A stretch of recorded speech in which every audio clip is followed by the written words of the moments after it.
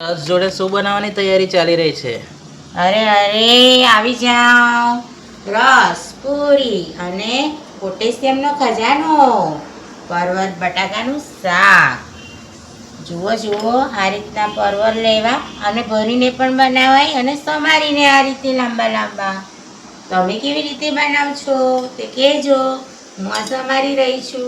આ રીતે લાંબા લાંબા ધોઈને સમારવા અને ચિપ્સ જેવું શાક તૈયાર થાય.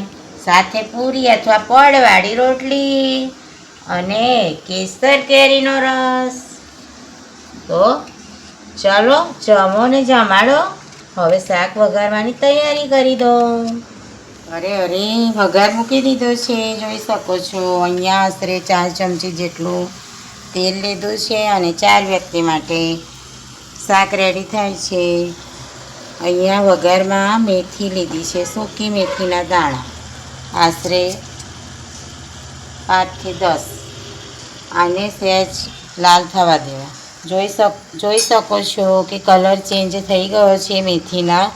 હવે આ રીતે શાક પહેલાં ધોઈ કાઢ્યું હતું સમારતા પહેલાં, અને હવે ફરી ધોઈને જ વઘારમાં લેવો.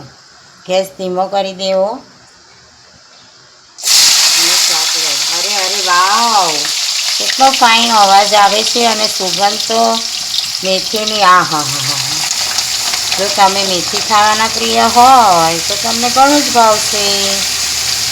આ રીતે શાક બધું જ લઈ લેવું. જેમાં મેં એક મરચું સમારીને લીધું છે લીલું. હવે રૂટિન મસાલા જોઈ શકો છો. હળદર ચપટી લેવી, અડધાથી ઓછી ચમચી. ગરમ મસાલો સ્વાદ મુજબ, મીઠું સ્વાદ મુજબ અને કૂણથી મરચું, જેથી બહુ તીખું લાગે નહીં અને બાળકોને નાના મોટા સૌ હોંશે ખાય. તો આ રીતે સબ્જી રેડી કરવાની.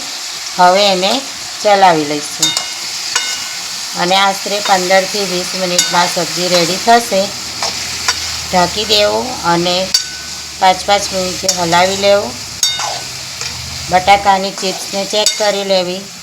ચડી ગઈ છે તો રેડી સબ્જી થઈ જાય. ધાણાથી ગાર્નિશ કરી અને તમે જમવામાં લઈ શકો છો.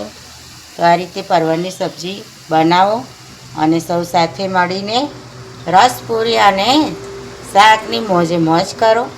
તમને મારી આ રેસીપી કેવી લાગી જણાવજો. ગુજરાતીઓની પ્રિય રેસીપી અને ઉનાળાની સિઝન રસ પૂરી, રસ રોટલી. અરે આવી જાઓ અને જમો ને જમાડો.